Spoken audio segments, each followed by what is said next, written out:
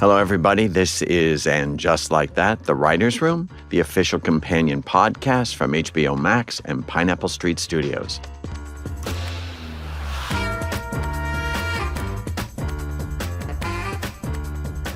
I'm Michael Patrick King, executive producer, writer, and director of And Just Like That. And I'm joined by executive producer and writer Elisa Zaritsky. Hello, everyone. And executive producer and writer Julie Rottenberg. Hi, guys. Happy to be back here. And of course, we have a very special return visit from one of our homies, one of our roomies, one of our new loves, Rachna Fruchbrum from Burbank, California. Studio City in my closet. Wow. Hello. That's so much more classy. Today we're talking about episode number 6, Diwali. And here's the part where I talk about, if you haven't seen episodes 1, 2, 3, 4, or 5, please stop listening right now because you're in for a party if you know what we're talking about. And if not, you're just going to be confused and depressed. And Diwali is what, Rachna? Diwali is a celebration of light triumphing over dark. I say it's like Indian Christmas, sort of. And it's an awesome holiday. It's an awesome holiday, very specific to Seema Patel's life. Yes. And very specific to both your life as a South Asian person and me as a non-South Asian person who experienced a Diwali for the first time 2 years ago. Which was like the jumping off point, I think. I mean, not that we were like, we have to do a holiday episode, but if we were, it's such a cool one. And your experience of it was, I think, like the spark. Well, the idea, first of all, of finding something completely new at a certain age that you didn't even know existed and being sort of involved in its culture by a friend. I was brought into Diwali by a new friend who I had just met, much like how Carrie has just met Seema. Only I was invited. I didn't invite myself the way Carrie does. And the experience for me was very intimate and very beautiful. The idea of somebody looking at you and giving you strength and light. And when we knew we were doing a show where Carrie is basically in the middle of a dark forest, how do we show light? And how do we make that transition without like living in her grief for too long? I'm trying to remember, because I remember the impulse of Light Over Dark you had, Michael, and I remember the irony was, Rachna, you were like, you seem to have had a more spiritual experience at Diwali than I ever had, which I thought was fascinating. Totally. Because for me, it's like, rote is probably the wrong word. I love celebrating, but it's just like a annual thing. And it's much more just about the gathering than it is about the spiritual experience. Whereas I think, Michael, for you, having just like learned this new thing after many years of, I'm sure, celebrating Christmas and whatever else, it's like, that's what's profound about it. We wanted to begin to push the main characters forward. And so here comes Seema. And why we brought Seema in was to bring in another point of view, another person, another life, another history. And when we decided that she would be South Asian, we immediately started talking about, well, what does that mean? Right. And as anything that can go from generic to specific, we decided to make Seema this particular character have this particular family and this particular Diwali experience. We also saw this holiday as a chance to get to see and know Seema a little bit more intimately. Like all we had seen of her so far was from Carrie's point of view. And so to kind of poke behind the curtain and see her with her family is always a way to learn, you know, what's behind that exterior. What better way than to kind of put her with her parents? Which is a rare occurrence for us because we always had a very, very, very limited parent love on the show. I mean, we have no idea who Carrie's are. We've only seen the side of Charlotte's father when she was walking down the aisle, just the side, and we got away with it. Miranda's mother died in a very amazing episode. We never talk about her father. Never talked about her father. And Steve's mother, we seem to do better with parents of That's true. once removed. Steve's mother, Yeah. Ann Mary was fantastic. So here is Seema's mother and father. And we wanted to show basically how no matter how old you are, no matter how powerful you are, you're always a child. to your family on some level. Yeah, and it's like a way to see. I mean, to me, it's like what makes Superman interesting is not that he's so powerful; it's to find to know his kryptonite. And I feel like that was like we built Seema in particular is like such a superhero through the first couple episodes we know her, and this is her kryptonite in a way. Although we really wanted to build her parents with sort of a rounded out vision because we've all seen the like super strict Indian parent before, and I think it was really important to all of us for those parents to be a little bit like more specific and well-rounded. That's why he's watching the Knicks. Yeah, just to like really show like he's not watching Bollywood movies, dressed in an Indian outfit. Because your dad watches. He's a guy from Queens. He's a guy from Queens. So we wanted to show an Indian family from Queens. And now it's always interesting when you've decided you're going to do new characters, how you really step them out and make sure, and it's really important to make sure that you're not just pretending you're giving them a life. And what that really means is you give them a life aside from the other main characters that people know. So here we have Seema we're meeting her family in a scene all by herself on the terrace of the apartment. Let's talk about the apartment for a minute. Oh my God. Because the apartment. This was a journey, this apartment. Okay, so what we wanted to do was, since Seema's a real estate mogul, we wanted to give Carrie an apartment that a real estate mogul would have access to, and that Carrie, everybody knows she has a lot of money, so what's it going to be? Now, this is my favorite thing about this episode, is our journey of giving Carrie an apartment. Because what usually happens on television is you play around with the idea that she's going to move, but the audience, so savvy, knows that's a red herring, she's never going to move. And I remember we were working on this, and then all of a sudden one day we're like, she moves in, she buys it. Yeah. And I think I remember saying, we all know she's not moving here. Yes. It's an up and back, or there are so many words for that, schmuck bait, up and back. And I was like, we all know she's not really going to move in there. And you said, let's have her move. Yeah. Then she Let's should. go even farther. Then we should. Yeah. Let's go all the way, which felt to me really good for Carrie, because another thing that infused this whole story was Samantha Irby going, I don't want her living in some crappy, depressed apartment. If she has all that money, I'm depressed. If she lives in that, like, she can't move on. What kind of woman with all that money is going to live in some janky, shitty apartment? Walk-up people with no doorman. Yeah. So, I mean, it's interesting because one of the great things about production is John Melfi, who's our brilliant executive producer, he saw what we wrote. We couldn't find that apartment anywhere in Manhattan. It just doesn't exist with a river view, the future. So he said, let's build it.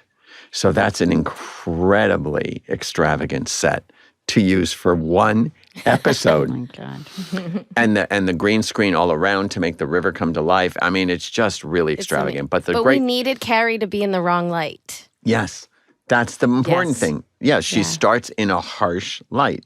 And then we move her into a different kind of light. And at the end of the show, you see a very bright light because she's moved along. And then there is the bright light being shined at her in the plastic surgeon's office, which is another form Also of harsh. Yes. Yeah, which is like one of my favorite things of the season. Really? The plastic surgeon? Yeah, I mean, that scene, which like Michael helped just, I don't know, the Jonathan Groff playing him. The amazing Jonathan Groff, who is so warm seductive. and seductive. If you're going to have anyone tear your face apart, it should But be I him. also just Tell think you like you're a Sarah, hollower. Yeah, Sarah Jessica, that was a brave thing for her a brave scene for her to do. very, very on set, I remember, and thank God you were there for that, Rachna. Yeah. This feeling of vulnerability that she was willing to do that. How I don't Yeah, think She and play also- the comedy in it. Play the comedy. Well, that's the thing that's so great about her. She can do it all. And the fact that she let us step out what is a very kind of revelatory moment for Carrie about looking at herself through somebody else's eyes. And then as she said, I'm sorry, you cast Jonathan Groff, the most adorable actor on the planet, to tell me my face is sagging. I love the line that he says about Instagram is harder on nature, and Instagram is Women. harder on women. Yeah. Yeah. I think what people might not fully understand is that these women are actually people in the world who are under such a harsh light in their lives, for how they look, how they age, how they try not to age. So major props for allowing that to happen. I remember when my father died, I was calling somebody from the hospital, and there was still a payphone because it was back in 1934.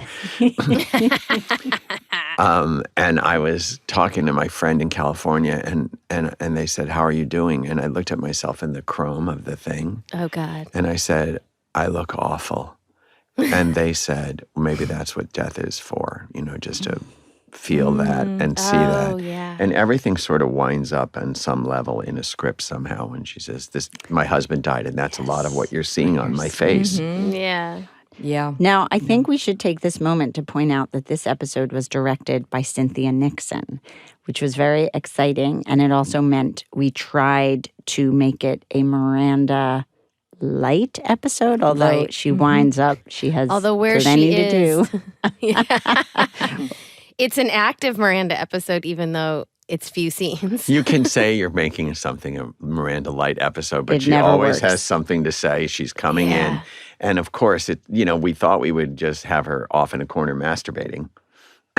So much for that plan. We tried. Oh man, we had I mean at first we had her against the washer. Oh, yeah. The vibrating washer. Right. That was a scene I wrote at one point. Oh, yeah. No, we in had- my mind, that exists. Also, we That was so knew good. we wanted to slow down the Che Miranda story because we're coming off of 5, that incredibly shocking fingering scene. And we knew we didn't want them to just be off to the races and assume that things are all systems go. We wanted to make her wait a little and be a little insecure and wonder. Yeah. The or- truth of it, what it would be. Yes, or doubt. Mm-hmm. Should I do this? Should I lay off? So And it was- also because we wanted to show that this was a lot in her head. Mm-hmm. We Yes. didn't want the audience to think that Che was even feeling the same stuff. Right. We didn't want them to know what they are thinking. So we're like, oh, okay, so let it be Miranda who's replaying, in the Cineplex in her head. In every movie theater, she's replaying Che in her. And it was very important for the audience to hear somebody else's point of view, which is Charlotte's. Yeah, and we were saying Charlotte almost being the voice of probably most people watching, being like, "You're Right. having an affair." right. And when we were filming it too, Cynthia was at the table. It was so funny because it was the first scene she directed, by the way.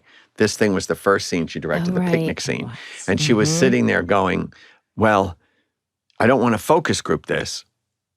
Cut. I mean, watching the other actresses going, oh, she's in, she's out, she's in, she's out. Just cut, All right. cut. Then And she I'm would sitting there and she'd Run look at over me. to the video monitor. I mean, it's quite a leap. Cynthia's directed theater, of course, and she's a very smart person when it comes to storytelling.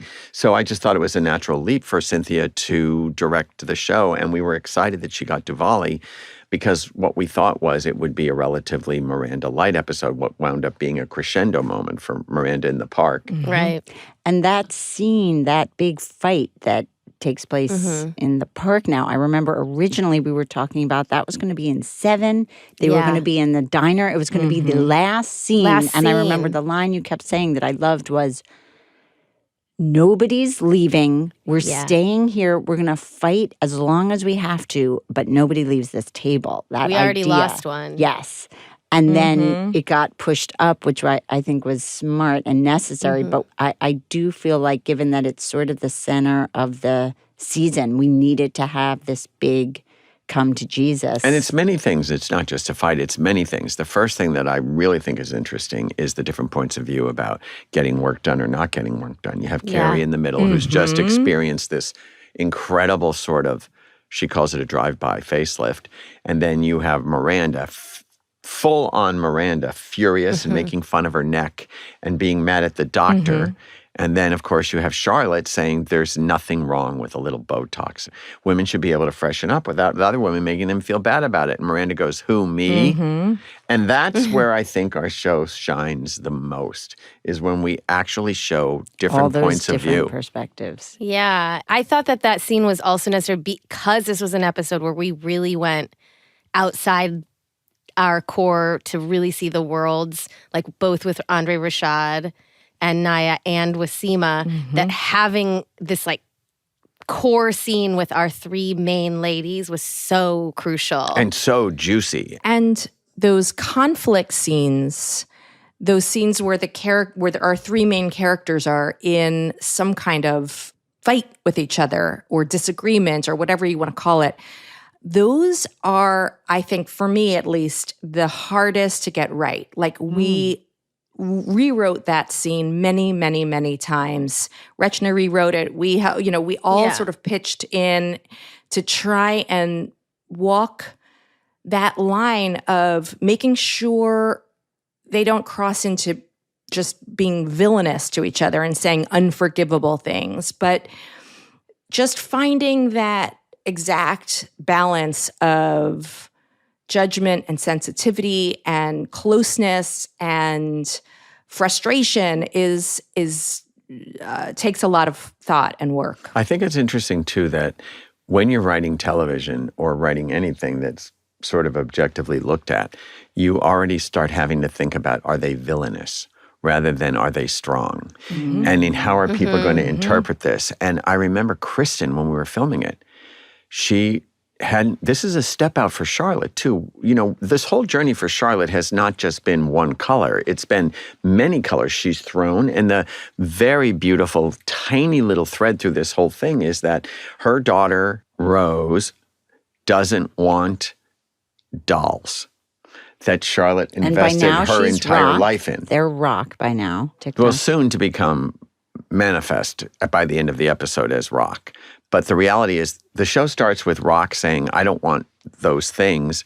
I want that, hang my longboard there.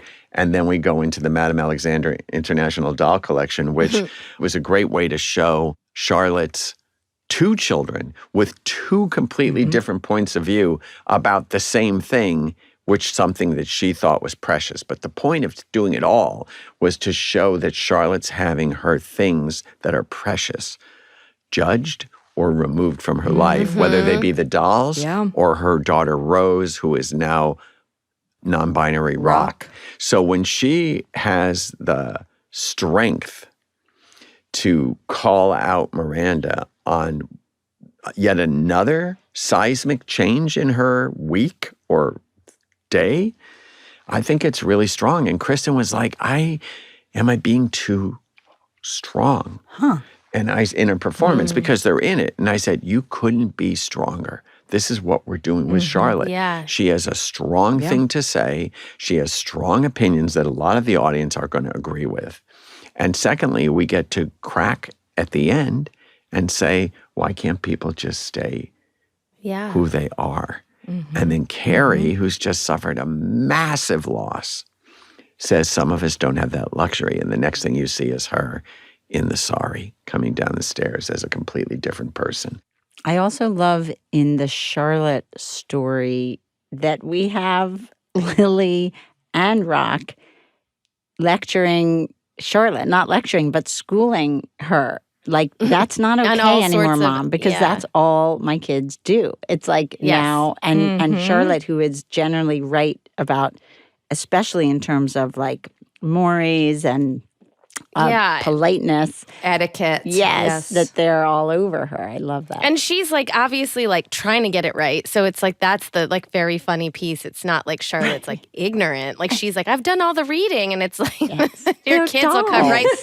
There's no amount of reading that your kids can't cut through. So true. to really lay into the core.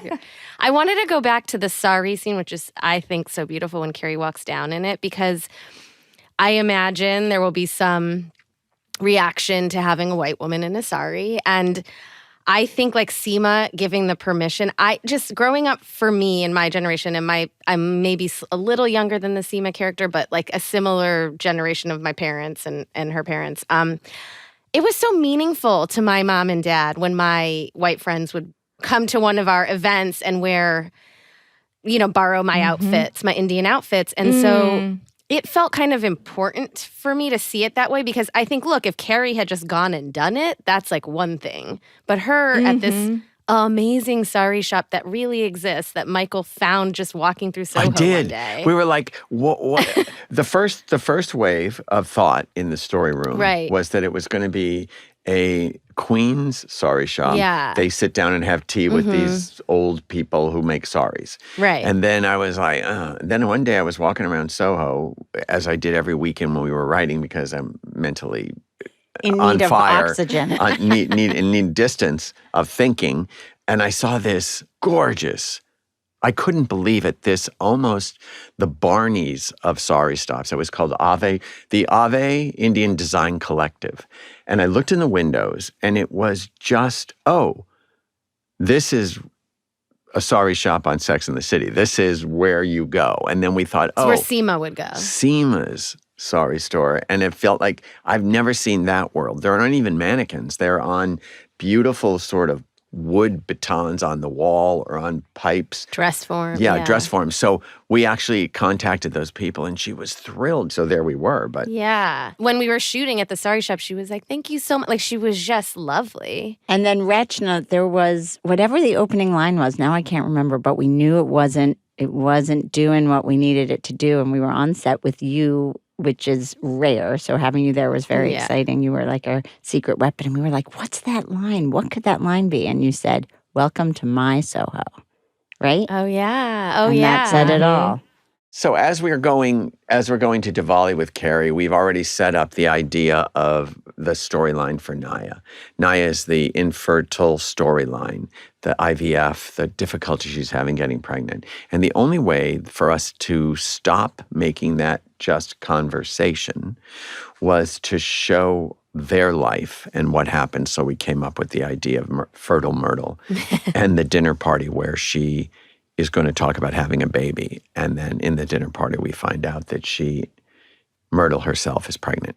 Again. Yeah. That was For the the hardest, third time. for me, the hardest scene to write of this episode. Really? Because we brought it back to the room and I was like, we got to workshop this all together because it was like, we're introducing, forget that we're showing Andre, Rashad, and Naya outside of our main characters, but we are also meeting these other two people. And it was just so hard to figure out, what are they talking about? How do we establish their relationship? How do we get a lot out with little words? Because, you can't sit at that restaurant for half the episode. And I think it turned out awesome. I do too. And the one thing that I think was like the North Star of that scene was Kelly pitched that the man should say, couples like you have to have babies. Yeah. That was Yeah. the important sort of social stratus the underneath global it. pressure. The global pressure that Yeah. they feel. And we wanted to put Andre and Naya in a vulnerable place together as a couple in the same situation. But it's a perfect example of like, who are these people and why are they in the show? And then you have these amazing actors, and then Molly it's fall. Diwali is in fall, which was the beginning of us going into a different season. And the first episode, the first scene, he basically says, New York autumn light. That's a way of letting us know we're transitioning Carrie. We're moving her through the time zones. We're now into fall. And then you see the way that the actress playing Myrtle is dressed by Molly, and it's all argyles and warm, and everything's uniquely specific to somebody. And that's a very risky little scene, and it seems very genuine to me. Why did it feel I risky agree. to you? Because we don't know them. We don't know any of these people. Yeah, we don't know you're who they right. are, why we're spending time with them, stepping completely away. There's not even one of our familiar characters in the scene. So Naya's now the familiar character. Right. Yeah. And she's a new character, but now she's the anchor of three other people that you don't know. And we have to show Naya and Andre are in love because we're about to show them make love. And, we kept circling these infertility discussions and all of us feeling some fatigue. What else is in their life? Do we have to just keep having them talk and talk and talk about it? And I'm pretty sure it was Sam who kept banging the drum for more sex in the show.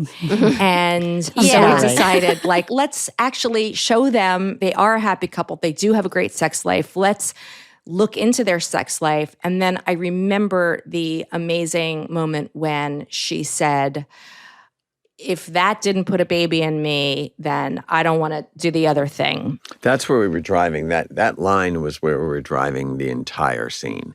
When Samantha said that line, we were like, okay, that's where we're going. And now that's the way Naya, who's so vulnerable, and then everything else was built around it. Like she didn't want to talk about babies in front of him. She didn't know how to bring it up. But when after they have that huge explosive orgasm together, and she goes, boom, and here's the reality of where they are. Yeah. And then he's very loving. So you think, well, they're a good couple. Well, and in talking about how this was the first time we had all these new characters in their own scene, in the scene leading up to it, when Miranda and Naya are on the bench watching that scene, we realized really the whole scene is about Naya. Like, it was about her introducing the house, showing her the house on the phone. The house that they're redoing for the shelter. And then she gets the call, and it's about Myrtle. It's all about her. Like, and that was sort of an exciting thing. It really Yeah. wasn't about Miranda at all. It was like Miranda passing the baton to Naya and almost like giving the show permission to be like, now we're going to live in Naya's world for a minute. right. And I think to me, what I was excited about for that double date scene is, as someone who went through endless infertility hell, that is the most relatable thing to me, is like, you're out in the world, you're already feeling vulnerable, and in Naya's case, ambivalent. And then people are just popping up pregnant left and right when you least expect it. And you have to pretend to be semi-happy for them. Yeah, but also, So we real. didn't want to make them clueless. We have Myrtle being very, very aware of what her Yes. husband's saying. That and- was super important. which makes it even worse, as you said, that Yeah. all of a sudden Like, they see your pain. Then Right. you're the pity person, right? Yeah. Oh, my God. The fun thing about the end of the Andre Rashad sex scene to me is how you hear the beeping. And I want to talk a little bit about Carrie and her beeping, because Oh my this God. was the my hardest favorite thing. thesis to prove on paper. But I felt if we got Sarah Jessica Parker in a big, shiny, empty, modern room, and her co-star were 3 beeps and no dialogue, we'd get close to a Buster Keaton moment. Yeah.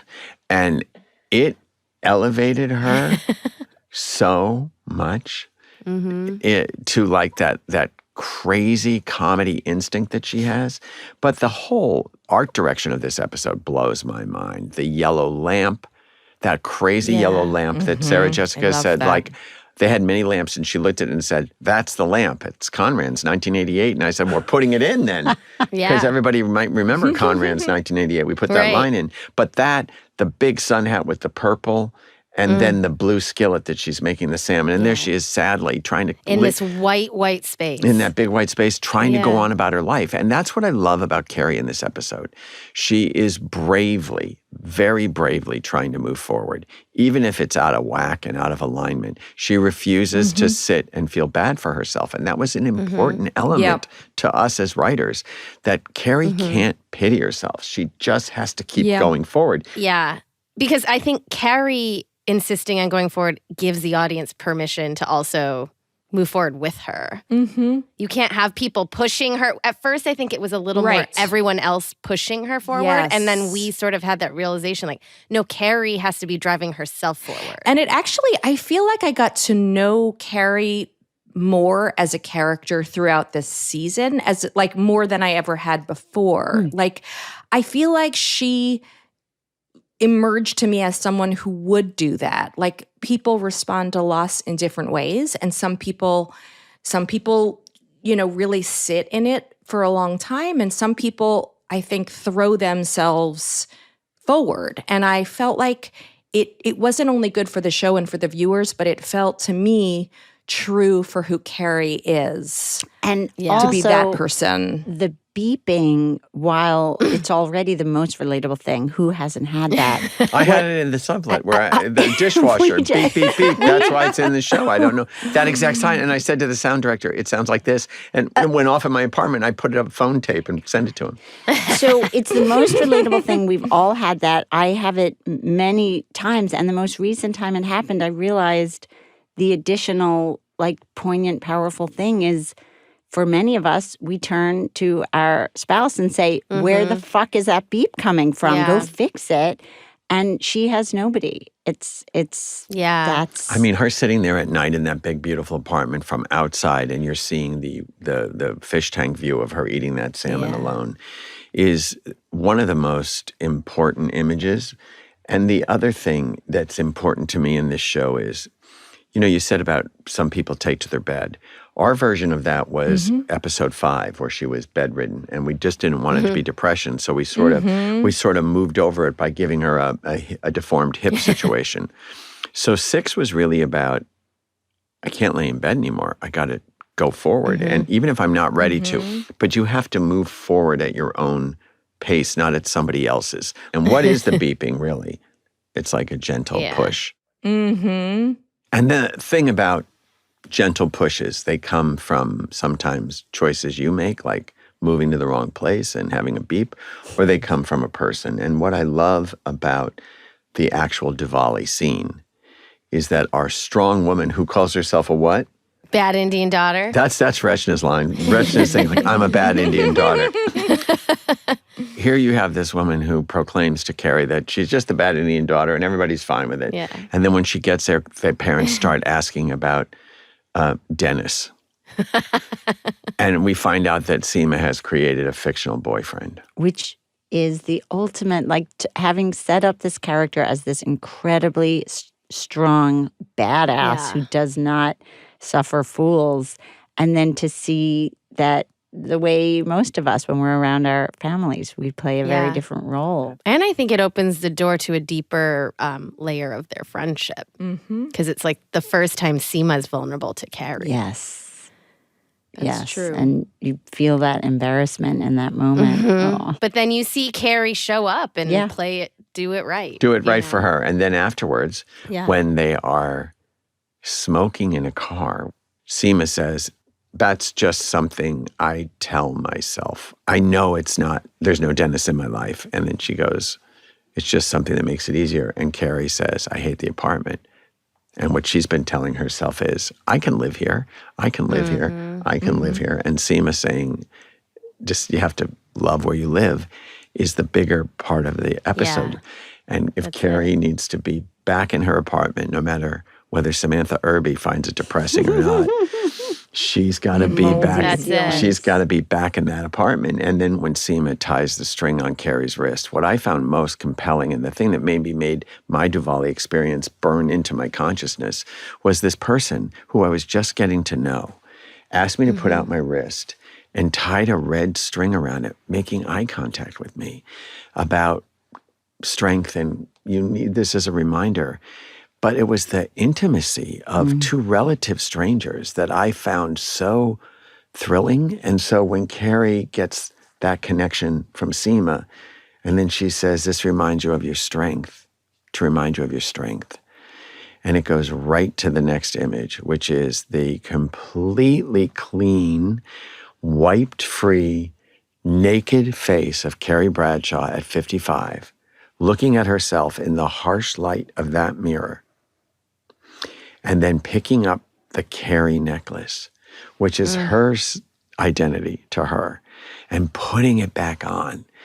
To me, that is everything about the episode, because it's really, Carrie's been a wife and a mourner, and everything's taken away from her except she's just gotten strength enough to claim herself again. Yeah. And then she walks out of that bathroom and sees everything that sort of frightened her to look at. Boxes and boxes of stuff that would remind her of Big, starting with the records, which it's very important if you get a chance to ever look at this again. The records are already on the shelf. They're not in the box. They're I mean, in already- the scene when she comes out. When she comes out of the She's bathroom, already she's unpacked already them. unpacked them and made them part of her bookcase. And it was very important because props started saying, well, they're in boxes. I said, no.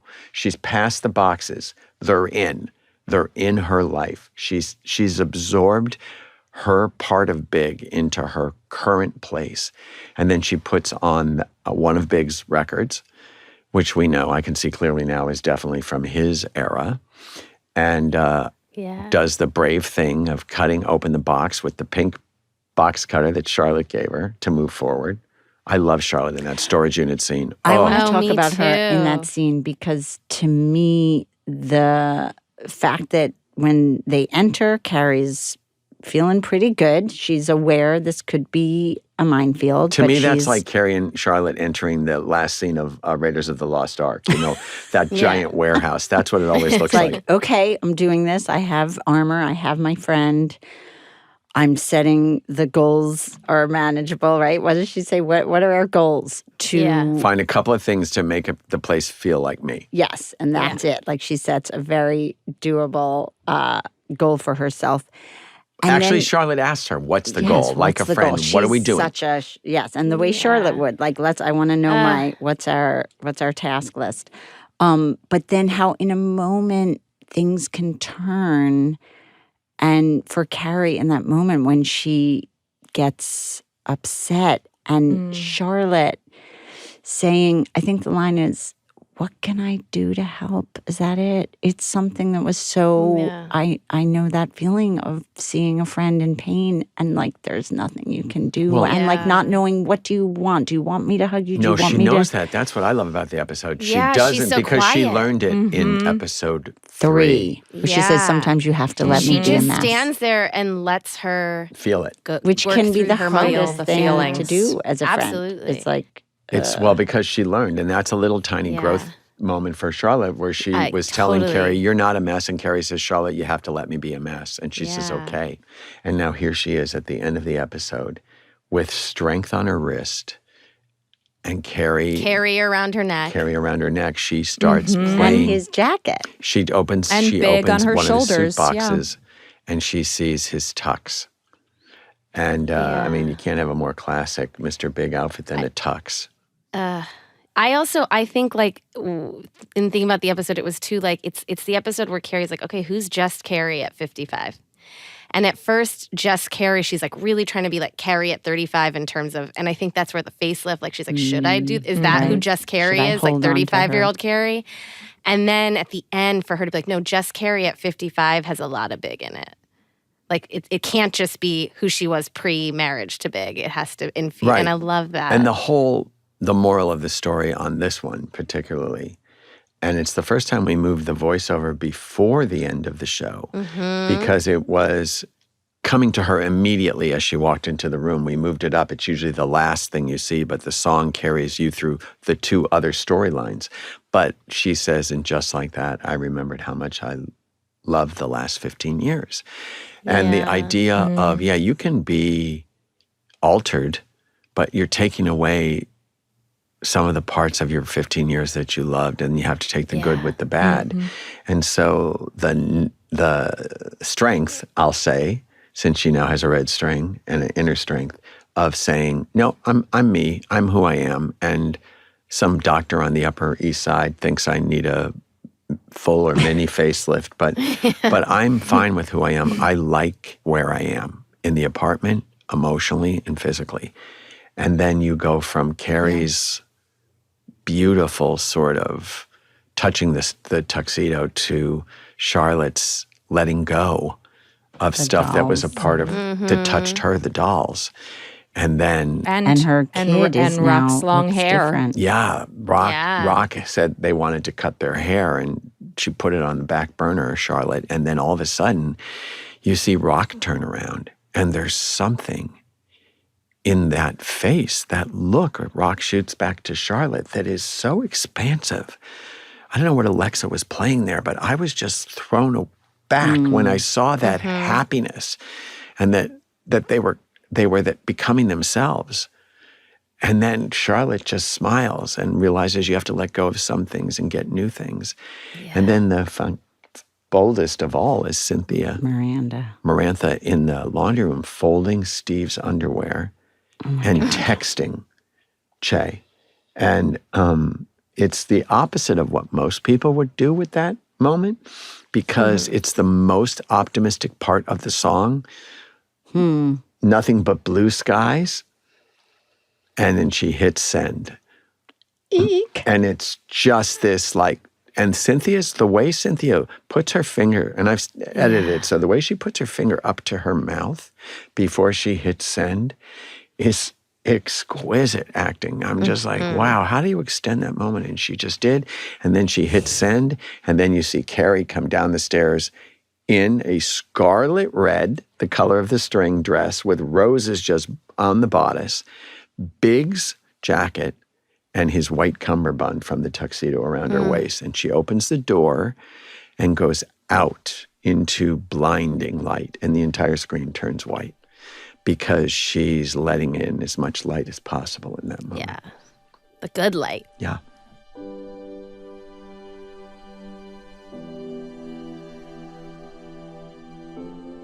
And just like that, we've reached the end of another podcast episode. Thanks, Elisa, Julie, and Rachna for today's conversation. We'll be back next week to unpack episode 7 of And Just Like That. See you then.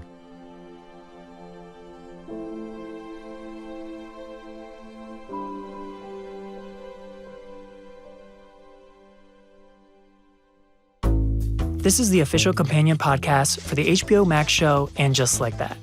And it's a production of HBO Max and Pineapple Street Studios. Our executive producers are Barry Finkel, Gabrielle Lewis, Max Zielinski, and Jenna Weiss-Berman.